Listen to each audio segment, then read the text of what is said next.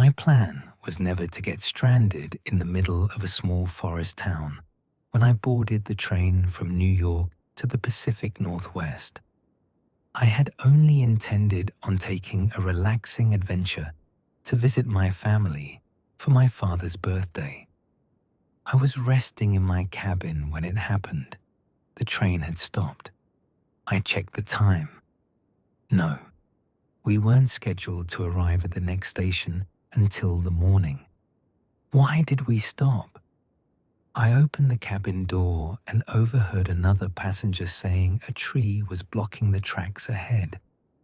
The conductor had decided we would return to the last station we passed a few minutes earlier and remain there until morning while the tracks were cleared. That caught my attention. A town in the middle of a forest like this has to be interesting, and for some reason, I was looking forward to it. It didn't take long. We arrived around 8 in the evening, still early by my count, which meant I had time to explore. As soon as the train stopped, I stepped off. This town seemed like a place out of a storybook, small but still timeless. There were only a few places along the short stretch of the main road. A couple of shops already closed for the night, a small general store, and at the very end of the street, a narrow path leading into the trees. It had a sign that read, "All are welcome who dream to follow." What happened next was unexpected. I decided I wanted to understand what the path was offering. I stepped off the platform and walked down the middle of the cobblestone street, passing the small shops and an old lively tavern where people were laughing and enjoying themselves. The town reminded me of a place I once visited in Italy. Very old, carefully built. The kind of place where every building seemed to belong exactly where it stood. I stopped in front of the sign and read it again. "All are welcome who dream to follow."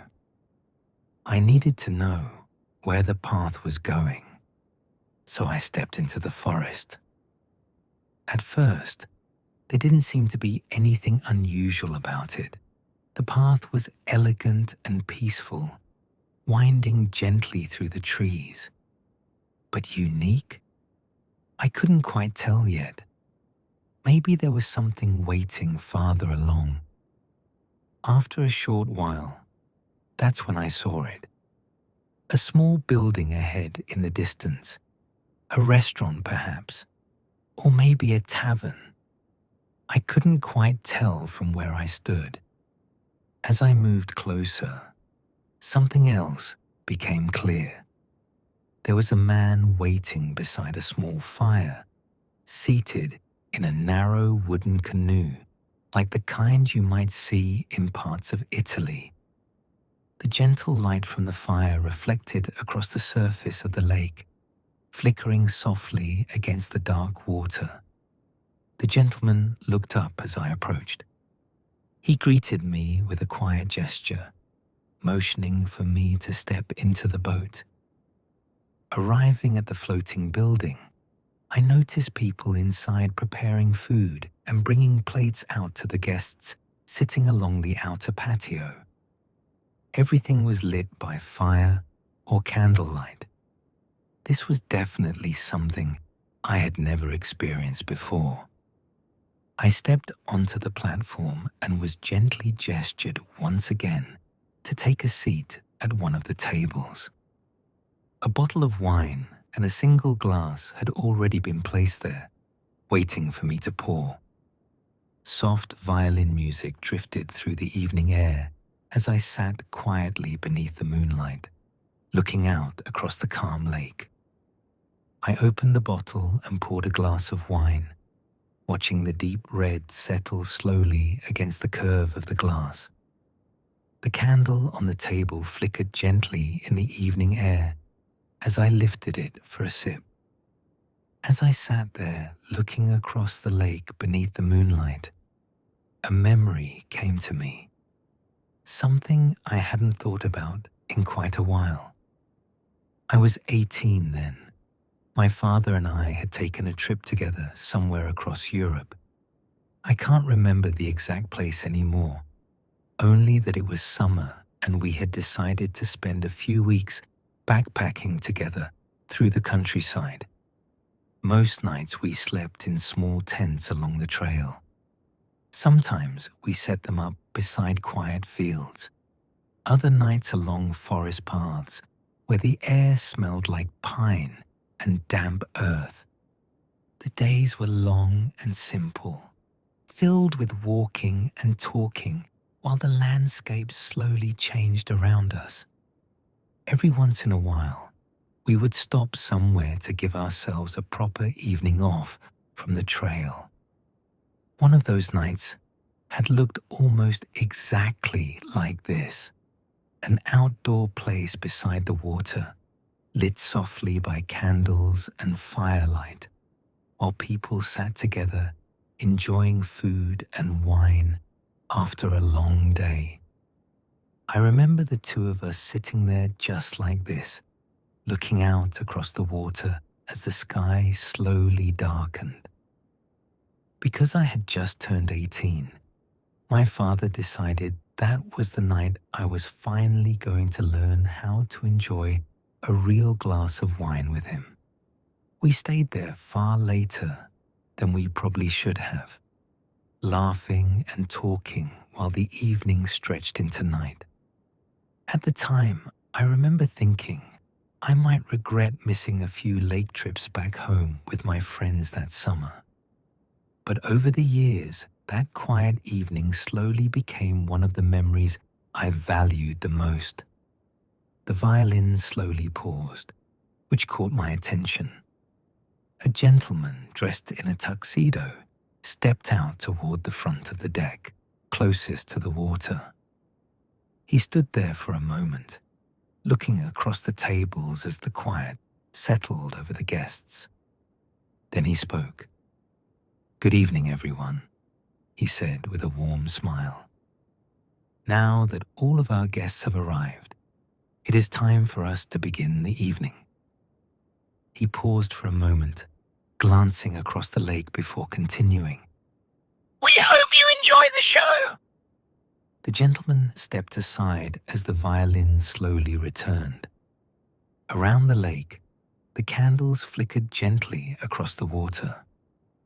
Everyone grew quiet, and whatever this evening was about to become was finally beginning. I had no idea what I was waiting for. Then it happened. At first, it was only one small light drifting above the lake, then another and another, one by one, as if carefully orchestrated. Fireflies began to appear across the evening sky. Their small golden lights flickered gently above the water, rising slowly into the warm night air. Within moments, the entire lake seemed to come alive. Thousands of them moved through the darkness, floating quietly above the tables and the calm surface of the water, their soft glow reflecting in the lake like tiny stars. No one at the table spoke. We simply watched. I reached over and took another sip of my wine. As I lowered the glass back onto the table, I noticed the name etched into the small wooden placard beside the candle. The Firefly. I quietly chuckled to myself. Sipping my glass again, another memory came to me. One I hadn't thought about in quite some time. I don't know if it was because it was my father's birthday that week, or if it was simply the way the evening had unfolded. But suddenly I was remembering a weekend from years ago. It was right after I finished college, just before I left for New York to start my new job. My father had taken me away for a few days to a small, private lake he liked to visit. We had always done things like that together. Camping trips, backpacking trails, quiet weekends, fishing somewhere far away from everything else. That was simply how we spent time together. The lake was tucked deep into the forest. It was the kind of place you wouldn't find unless someone showed you where the narrow dirt road began. We arrived late in the afternoon that first day and set up a small campsite near the water. By evening, the lake had become completely still, the surface smooth enough to reflect the trees that circled the shoreline. After having prepped the fire, he suggested we take the canoe out for a while. We pushed off from the small wooden dock and drifted slowly out across the lake. The only light we brought with us was a small candle lantern sitting between us in the boat, just enough to see the fishing lines and the gentle ripples in the water. The night was quiet, not silent, but peaceful. The kind of quiet where you can hear the small sounds of the forest moving around you. We cast our lines and sat there together, drifting slowly in the canoe, while the candlelight flickered softly across the surface of the water. Most of the time, we simply talked. He told me stories about his younger years in New York, long before he had met my mother. He spoke about the small restaurants he used to visit, the streets he liked walking through late at night, and the places he thought I should go once I moved there. He explained which neighborhoods were worth exploring and which ones weren't, where the best food could be found, and which little diners stayed open long after the rest of the city had gone to sleep. I remember listening carefully to every word. At the time, I didn't realize how much of that advice I would eventually use. Then, sometime later in the evening, the fireflies began to appear. At first, it was just a few drifting along the edges of the lake, then more. Before long, they were everywhere, floating quietly through the trees and across the dark water around us. Their soft lights flickered gently in the night air, reflecting across the surface of the lake like tiny stars that had come down to rest on the water. For a while, we didn't say anything. We just sat there in the canoe, surrounded by those small lights drifting through the summer night. And that's when the fish started biting. One after another, the lines would tug gently against our hands. We laughed every time another one came up from the water. It felt almost endless, as if the lake had decided to give us everything it had that evening. By the time we paddled back to shore, we had more than enough for dinner. We built a small campfire near the edge of the water and cooked the fish right there beside the lake. The smell of the fire drifted through the trees while the fireflies continued moving quietly through the night around us. At some point, he handed me a cold beer, and we sat there together beside the fire, eating fresh fish and talking long after the flames had started to burn low. The night felt endless, and for a while, the world felt very simple. I slowly came out of the memory as a waiter in a tuxedo quietly stepped beside the table and placed a grilled fish down in front of me with a side of scalloped potatoes. The plate was simple, but carefully prepared, and for a moment, it almost felt as though the meal had been made specifically for me. I sat there for a while, enjoying the quiet of the lake as I finished my dinner. When I looked up again, The gentleman in the tuxedo had returned to the front of the deck near the water. He waited for the quiet to settle across the tables before speaking. "Ladies and gentlemen," he said calmly, "we thank you for being our guests this evening. The night has concluded." And just like that, the fireflies slowly began to disappear, one by one.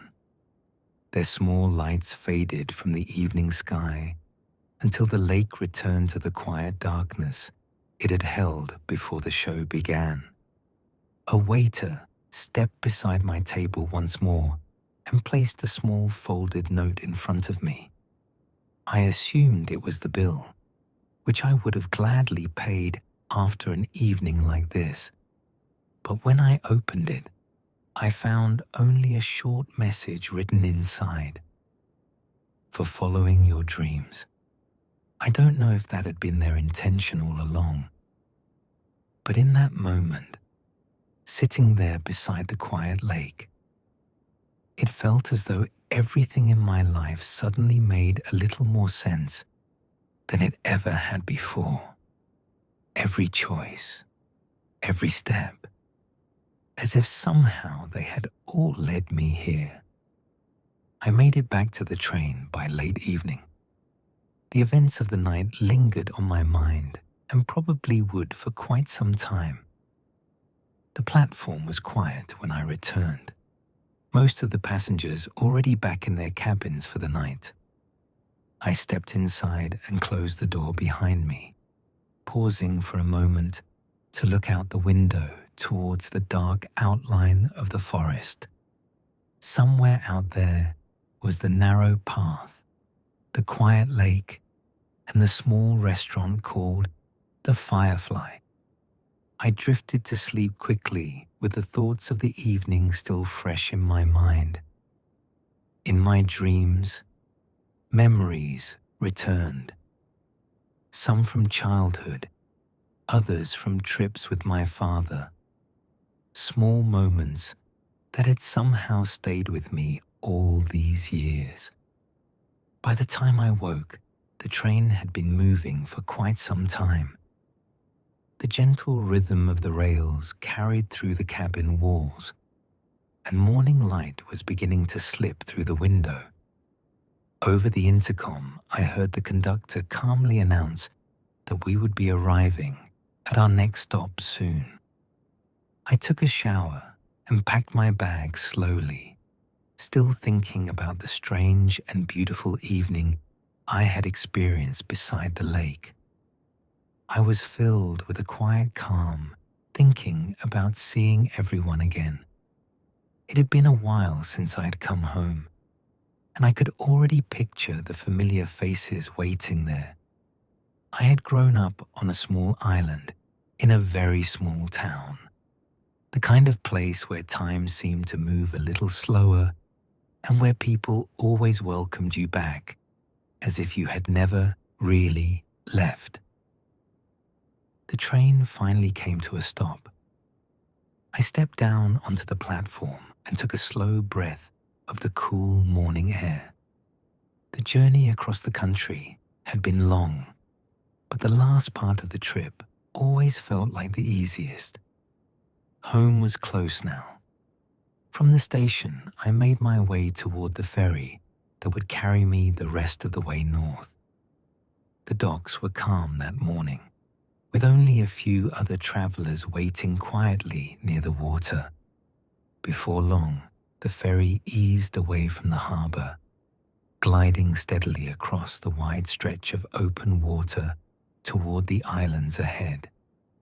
By the time we were halfway across, I stepped out onto the deck to feel the cool ocean air against my skin.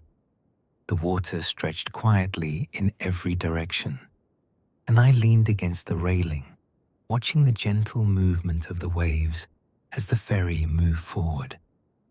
I found myself looking toward the horizon, wondering if I might catch a glimpse of one of the whales that sometimes traveled through these waters, almost as if the ocean had heard the thought, a whale surfaced not far from the ferry. It rose slowly from the water, releasing a soft breath into the morning air before disappearing beneath the surface again. I smiled quietly to myself, watching the water settle once more. Ahead in the distance, the outline of the islands had begun to appear through the light morning haze, and somewhere among them was the small town where I had grown up, waiting quietly, just as it always had. I spent the rest of my time on the ferry standing there, thinking about the trip. It was everything I had needed and more than I had hoped for. What was supposed to be just a relaxing journey turned out to be a quiet adventure filled with promise and hope. The future was bright, and somehow, now, it felt that I had always been on the right path and would be as long as I kept true to myself. My father taught me to go through life as an honest man and to be good to people and myself. Those lessons stayed with me in every decision I made. The Firefly had been a pure reflection of light itself to me. I think someday I would like to return there, maybe when I have a family, maybe when I take them on fishing trips or quiet adventures. I want to be like my father and raise them how I was, full of love and a desire to appreciate the small moments. Before long, the ferry eased into the harbor. The horn sounded gently across the water, echoing over the harbor as the ferry eased slowly against the wooden posts of the dock. I picked up my bags and stepped out onto the deck, joining the small line of passengers making their way toward the ramp. I paused for a moment near the railing, looking out across the harbor while the crew secured the ferry into place. The island stretched quietly around us, the calm water reflecting the soft light of the early day. It was peaceful here in a way that was difficult to describe. The sounds were different from the city.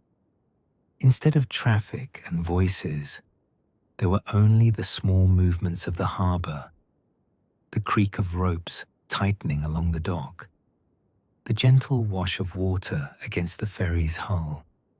Somewhere farther out across the bay, a gull called softly as it drifted along the wind. When the ramp finally lowered, the passengers began stepping off one by one. I moved slowly with them, crossing the short walkway from the ferry to the wooden dock. The boards beneath my feet felt familiar somehow, as if I had walked them many times before. I took my time once I reached the shore. There was no rush now. The journey across the country had been long, and the final moments of travel felt like something to enjoy rather than hurry through.